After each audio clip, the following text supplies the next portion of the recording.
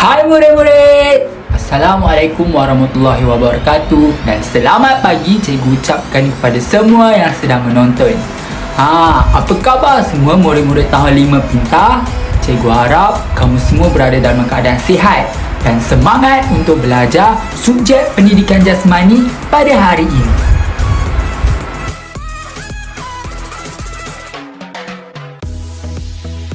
Murid-murid, pada hari ini kita akan belajar satu lagi kemahiran asas larian bagi unit 6 olahraga asas, iaitu lari berganti-ganti. Standard pembelajaran kelas pada hari ini ialah 1.9.2 berlari dan melakukan pertukaran baton dalam zon pertukaran. 2.9.3 mengenal pasti tempat penerima baton mula berlari bagi menerima baton di zon pertukaran. Dan 5.4.3 iaitu membimbing ahli kumpulan semasa melakukan aktiviti. Objektif pembelajaran kita pada hari ini ialah pada akhir sesi PDPR ini, murid dapat melakukan kemahiran berlari dan melakukan pertukaran baton dalam zon pertukaran dalam bentuk rakaman video kreatif. Yang kedua ialah murid dapat mempamerkan aksi sebagai penerima baton mula berlari bagi menerima baton di zon pertukaran dengan lakuan yang betul. Dan seterusnya, murid dapat membimbing rakan atau ahli keluarga yang terlibat dalam membantu murid untuk membuat rakaman video kreatif. Murid-murid boleh merujuk buku teks PJPK tahun 5 pada muka surat 35 untuk meneliti topik pembelajaran kita pada hari ini. Baiklah murid-murid, mari kita teruskan dengan topik pembelajaran kita pada hari ini, iaitu lari berganti-ganti. Apakah itu lari berganti-ganti? Lari berganti-ganti merupakan acara berpasukan dalam sukan olahraga. Antara acara lari berganti-ganti ialah 4x100 meter, 4x200 meter dan 4x400 meter. Ia merupakan acara yang memerlukan para atlet untuk berada pada tahap kecergasan fizikal yang tinggi. Mari kita lihat peralatan penting dalam lari berganti-ganti. Blok permulaan. Blok permulaan digunakan dalam semua acara lari berganti-ganti. Ia sering digunakan oleh pelari pertama sahaja. Cara memegangnya mengikut keselesaan atlet itu sendiri. Yang kedua ialah baton, alat penting dalam acara lari berganti-ganti ini. Baton berbentuk bulat berongga, panjangnya 28 hingga 30 cm dan ia diwarnakan supaya mudah dilihat ketika berlari. Penyerahan baton kepada rakan sepasukan dilakukan dalam zon pertukaran. Mari kita lihat pula cara memegang baton. Cara atau teknik memegang baton ada 3 cara, sama ada 1 jari, 2 jari atau 5 jari seperti gambar yang telah ditunjukkan. Mari kita lihat pula teknik penukaran baton. Dalam teknik penukaran baton terdapat 2 gaya utama yang digunakan, iaitu gaya selang-seli tanpa pandang dan gaya selang-seli cara pandang. Mari kita lihat teknik yang pertama, iaitu gaya selang-seli tanpa pandang. Bagi teknik ini, murid-murid akan menerima baton tanpa memandang ke arah pelari yang akan memberikan baton kepada murid-murid. Contoh yang kita boleh lihat ialah daripada gambar berikut, di mana menerima baton gaya selang-seli tanpa pandang. Untuk murid-murid lebih jelas lagi, mari kita lihat video contoh teknik gaya selang-seli tanpa pandang yang telah dilakukan oleh Cikgu Shidi.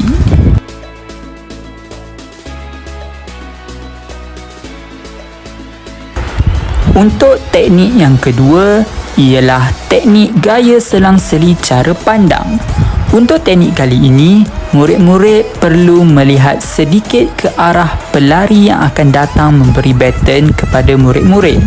Caranya ialah murid menoleh sedikit, pandangan murid-murid ke arah belakang memandang ke arah pelari yang akan memberi baton kepada murid. Untuk murid-murid lebih jelas lagi, mari kita lihat contoh video yang telah dilakukan oleh Cikgu Shidi bagi teknik gaya selang-seli cara pandang.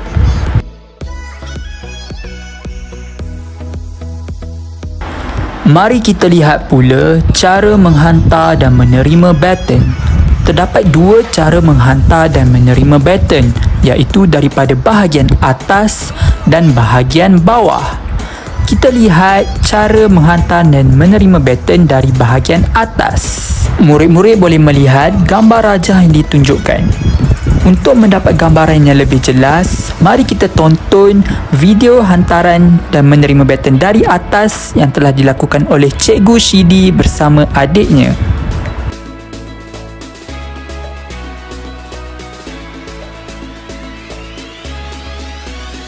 Seterusnya, kita lihat pula bahagian bawah.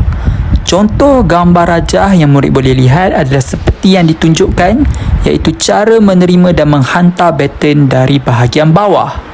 Untuk mendapat gambaran yang lebih jelas lagi, mari kita tonton video yang telah dilakukan oleh Cikgu Shidi bersama adiknya bagi hantaran bahagian bawah.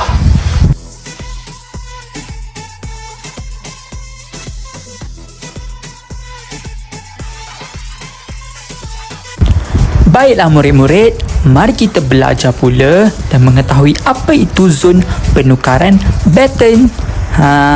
Di zon penukaran baton inilah murid-murid akan bertukar baton dari seorang murid kepada murid yang lain. Yang pertama, penukaran baton dilakukan dalam zon pertukaran baton yang panjangnya ialah 20 meter. Zon pecutan 10 meter sebelum zon penukaran dibenarkan dalam 4 kali 100 meter. Kita lihat gambar rajah yang ditunjukkan. Zon inilah digunakan untuk pelari memulakan larian apabila membawa baton menghampiri titik tanda. Penerima baton apabila melihat pelari yang membawa baton telah memasuki zon pemecutan, mereka perlu memulakan larian mereka untuk mendapatkan momentum yang baik untuk menerima baton di zon penukaran baton. Hal ini adalah untuk mengelakkan berlakunya pelanggaran di zon penukaran baton yang boleh menyebabkan baton terjatuh dan sebagainya. Ingat, penukaran baton hanya boleh dilakukan di zon pertukaran baton sahaja.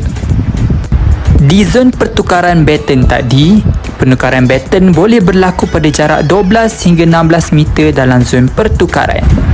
Mari kita lihat contoh ketika berlari di trek larian yang betul. Kita lihat pelari itu memberi baton sebelum melepasi garisan kuning yang telah ditetapkan. Itulah yang dipanggil zon pertukaran baton. Jika mereka memberi baton selepas garisan tersebut, maka ia dikira batal. Baiklah, murid-murid pasti tertanya-tanya kenapa penerima baton perlu memulakan larian apabila pemberi baton telah memasuki zon pemecutan. Apa jadi jika penerima baton tidak memecut sebelum menerima baton? Mari kita lihat contoh video ini. Kita lihat contoh video larian di sekolah ini. Kita lihat pelari yang bermakai baju warna merah. Mereka tidak memulakan larian sehingga tengok cara dia menerima baton dengan menggunakan kedua-dua belah tangan. Itu salah satu sebab mengapa pelari perlu memulakan larian sebelum menerima baton. Kita lihat pula yang baju merah, lagi sekali yang perempuan ini. Hampir berlaku pelanggaran kerana tidak memulakan larian. Sehingga pelari yang membawa baton hampir melepasi penerima baton. Jadi sebab itu penerima baton perlu memulakan larian apabila pelari telah memasuki zon pemecutan.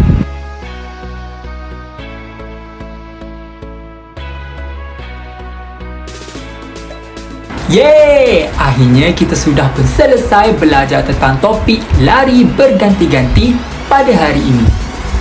Cikgu harap kamu semua memahami dan mengetahui tentang teknik dan lakuan yang betul dalam lari berganti-ganti. Baiklah, murid-murid boleh teruskan dengan tugasan mingguan pada minggu ini, iaitu membuat video rakaman kreatif murid-murid melakukan kemahiran lari berganti-ganti dalam zon pertukaran. Murid-murid boleh menonton video tugasan mingguan pada hari ini untuk mendapat arahan dan penerangan yang lebih lanjut daripada Cikgu Shidi. Baiklah, kita jumpa lagi pada minggu hadapan. Bye!